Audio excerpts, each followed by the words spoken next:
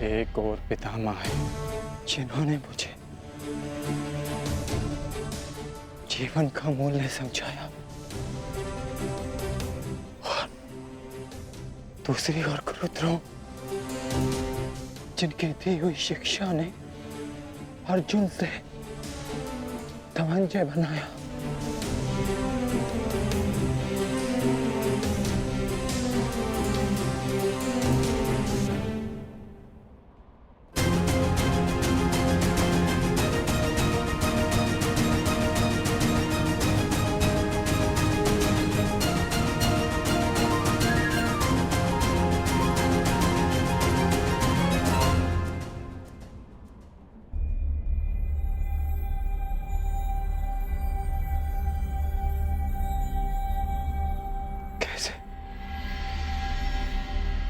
कैसे कैसे प्रहार कर पाऊंगा मैं इन पर?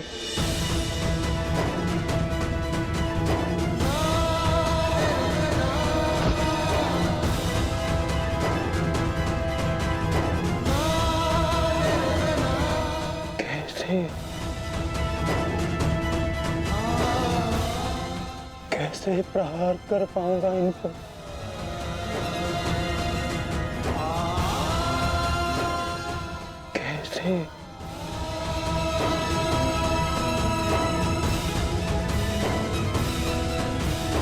क्या हुआ पार्थ?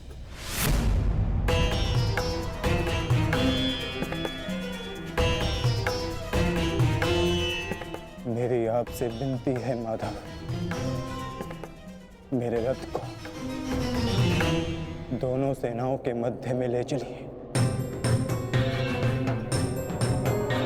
संजय। जी महाराज। संजय, अपनी दिव्य दृष्टि से देखकर बताओ कि कुरुक्षेत्र के युद्ध में तत्पर मेरे पुत्रों और पांडवों की सेना के मध्य क्या क्या हो रहा है। जो आज्ञा महाराज।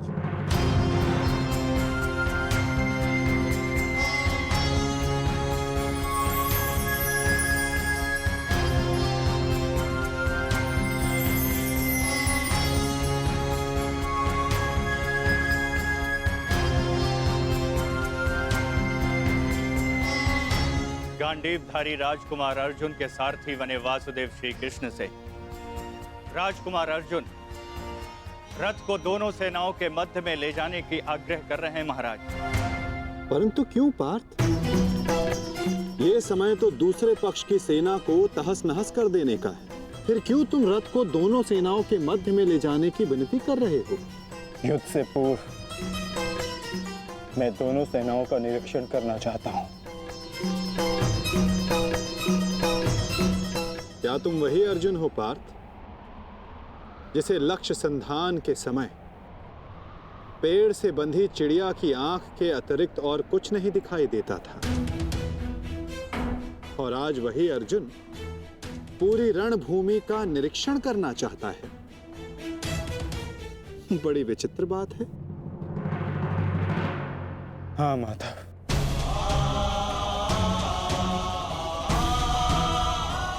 वो चिड़िया काष्ठ की बनी थी, परंतु जिनसे मैं युद्ध करने वाला हूं वो रक्त, अस्थि और मांस से बने मनुष्य हैं।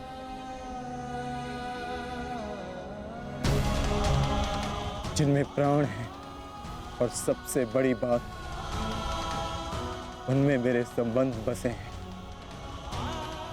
युद्ध आरंभ होने से पूर्व मैं ये देख लेना चाहता हूं कि किसके वध से धर्म की स्थापना होगी और किसकी मृत्यु से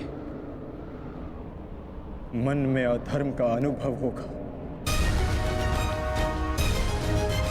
और इस युद्ध के पश्चात मैं क्या पाने वाला हूं और क्या खोने वाला हूं।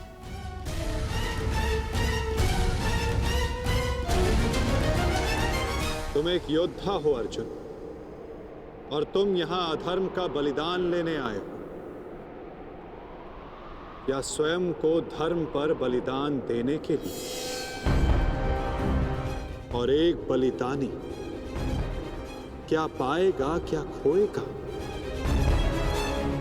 उसकी गणना नहीं करता। बात मेरे बलिदान की नहीं है माधव।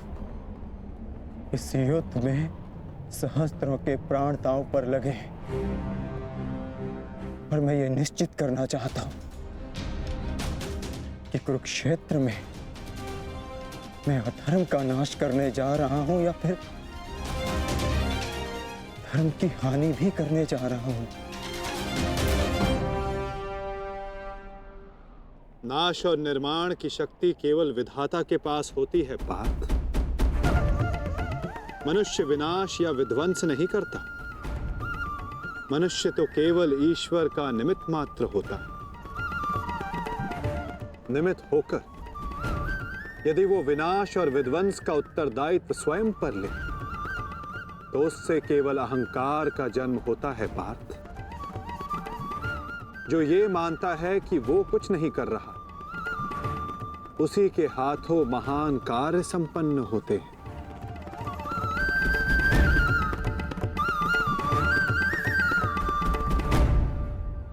परंतु मैं तुम्हारी कामना अवश्य पूर्ण करूंगा पार्थ, क्योंकि बलिदान भी एक प्रकार का दान होता है और जिस दान को देने से पूर्व हाथ कांपे वो दान फलदायी नहीं होता।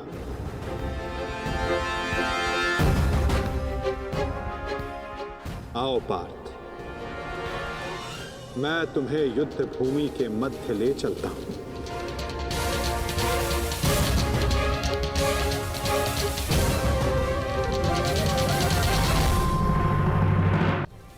आओ पार्थ, मैं तुम्हें युद्ध भूमि के मध्य ले चलता हूं।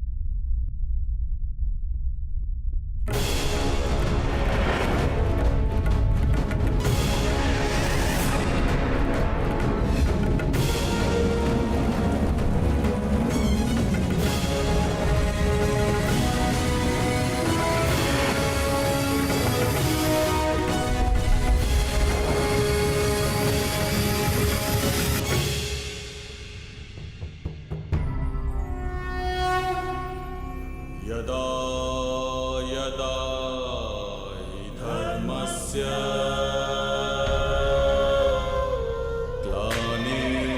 ग्लानिर्भवति भारत अभ्युत्थानं धर्मस्य तदात्मानं सृजाम्यहम्। जिस प्रकार तुम कर्तव्य और कर्म के मध्य खड़े हो, उसी प्रकार तुम अब दोनों सेनाओं के मध्य खड़े हो पार्थ।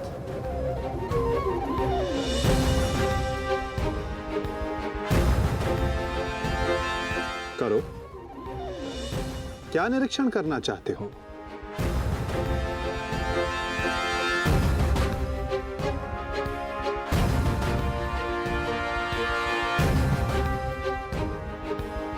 क्या हुआ पार्थ? ऐसा कौन सा भाव है जो तुम्हारे मन को विचलित कर रहा है? ऐसा कौन सा प्रश्न है जिसका उत्तर तुम्हें नहीं मिल रहा? यदि पूछोगे नहीं तो उसका समाधान कैसे पाओगे पार्थ? मैं जानता हूं तुम यही सोच रहे हो ना कि क्या ये युद्ध अनिवार्य है? क्या इतने योद्धाओं का वध, इतने जनों की हानि अनिवार्य है? क्या ये सब कल्याण के लिए है भी या नहीं? है ना पार्थ? यही विचार मेरे मन को विचलित किए जा रहे हैं माधव। क्या वास्तविकता में यह युद्ध अनिवार्य है? क्या राज्य, धारा, संपत्ति, ये सब पाने के लिए अपनों का वध करना धर्म है? क्या एक योद्धा का यही कर्तव्य है? बताइए, उत्तर दीजिए माधव। लेगा पार्थ कि इस युद्ध में धर्म की ओर कौन है और अधर्म की ओर कौन, मैं तुम्हें अवश्य दिखाऊंगा।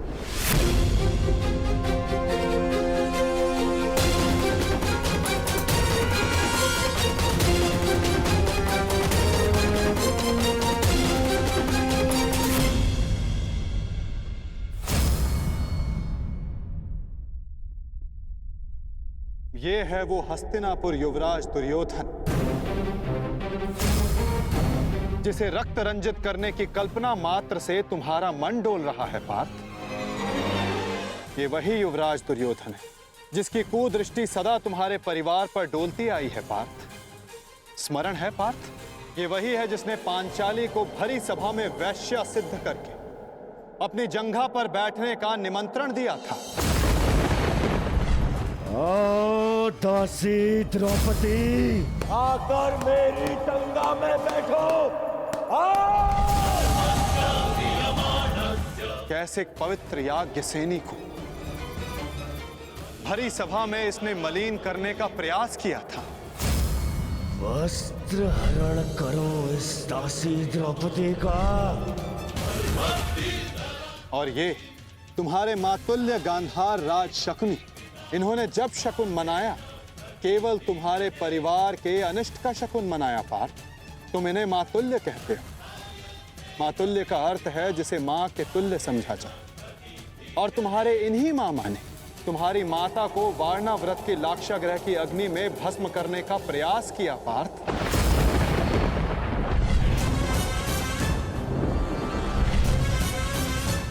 और वो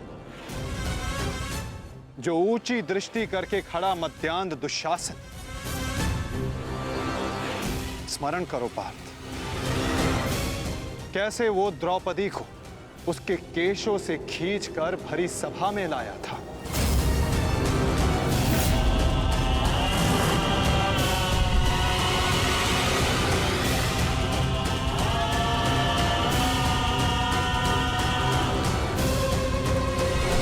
कैसे याज्ञ सेनी को भरी सभा में निर्वस्त्र करने का प्रयास किया था इसने।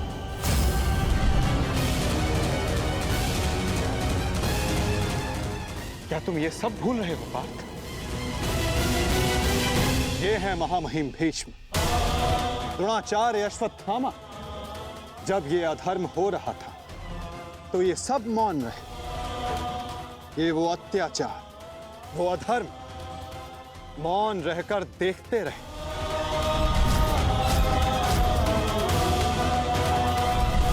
स्मरण करो वो वनवास, वो अज्ञातवास, जिसने तुम्हें तुम्हारा पौरुष त्याग कर बेहनल्ला बनने को विवश किया।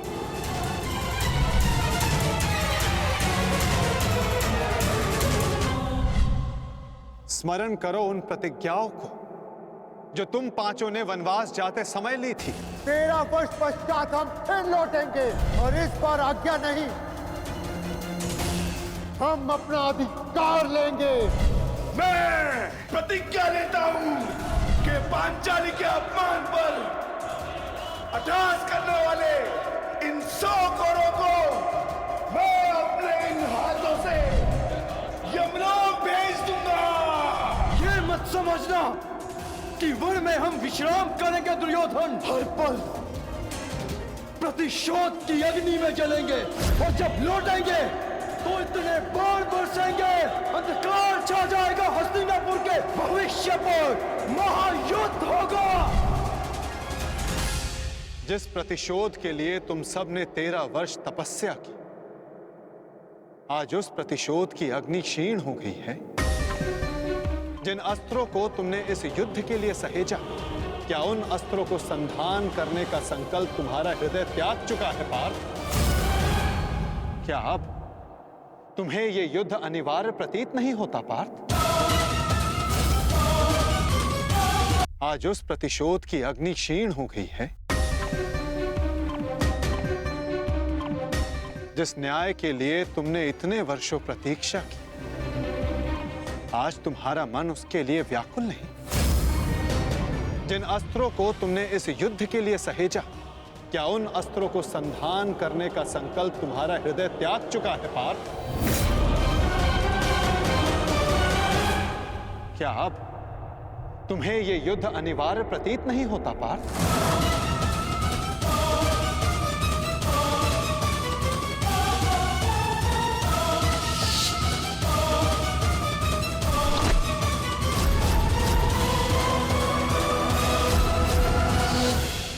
हाँ माता,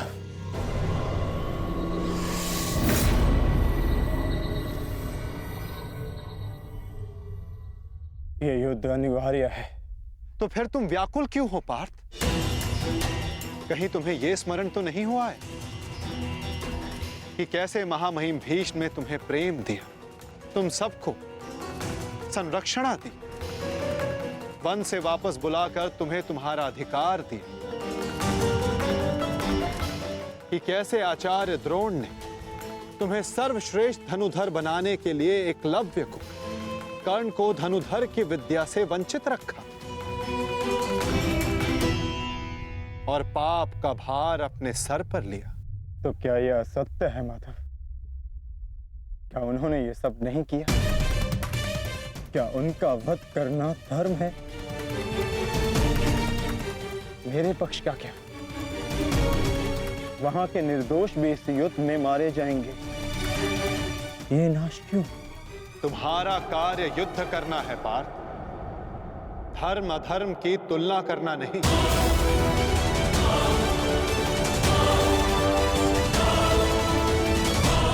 और केवल विपक्ष ही नहीं, तुम्हारा स्वयं का पक्ष भी तुम्हें दुर्बल बना रहा है। वहां भी सर्वत्र धर्म नहीं है पार्थ।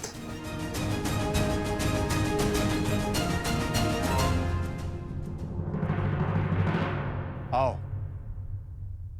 मैं तुम्हें अपना पक्ष दिखाता हूं।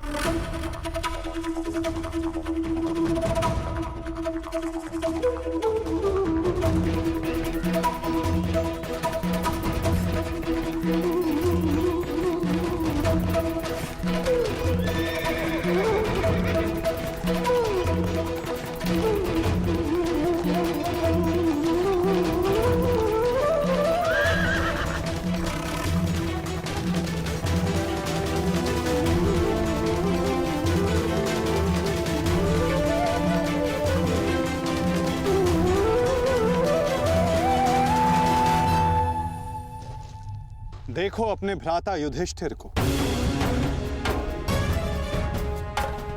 भ्राता भीम को, नकुल सहदेव को, अपने भतीजों को, अपने पुत्रों को।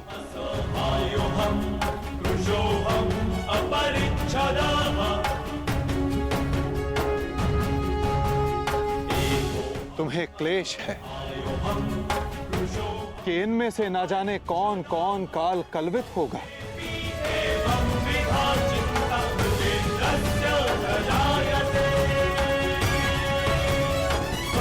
इनकी मृत्यु की संभावना तुम्हारे मन को दुर्बल बना रही है पार्थ।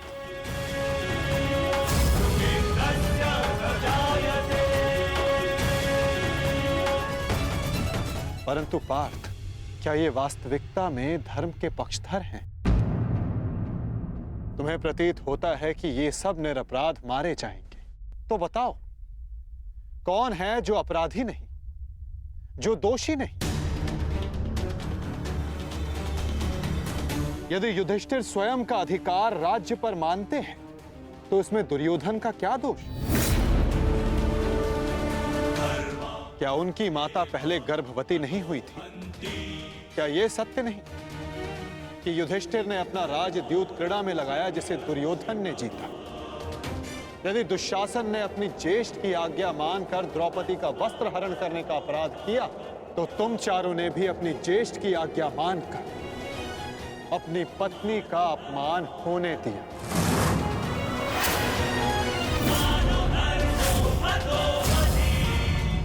जिस कर्ण ने अपने कौशल से अपनी श्रेष्ठता सिद्ध की उसे बार बार सूत पुत्र कहकर पुकारना क्या भीम का अपराध नहीं था?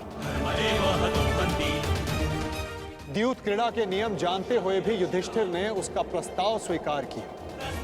क्या यह युधिष्ठिर का अधर्म नहीं था? तो बताओ पार्थ, कहां धर्म है और कहां अधर्म?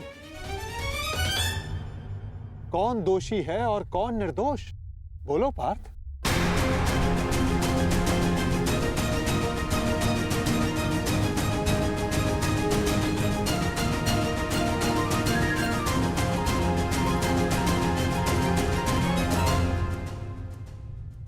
आपने उचित कहा माधव।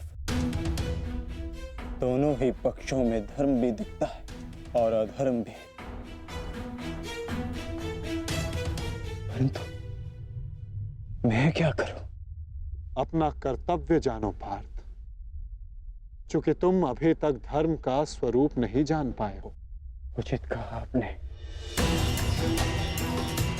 मेरा अंग अंग कांप रहा है, मंद हो गई है,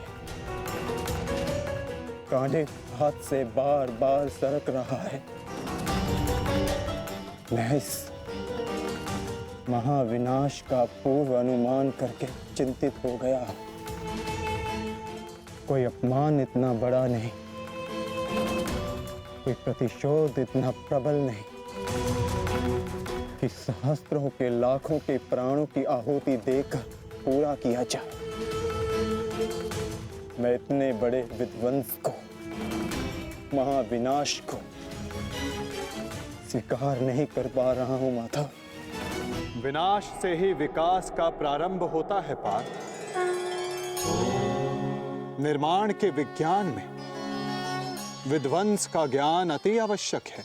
यदि एक डाली काटो तो उससे दो डालियां जन्म लेती। यदि एक नए पौधे का निर्माण करना हो तो उस फल को पेड़ से टूटकर दूर जाना होता है।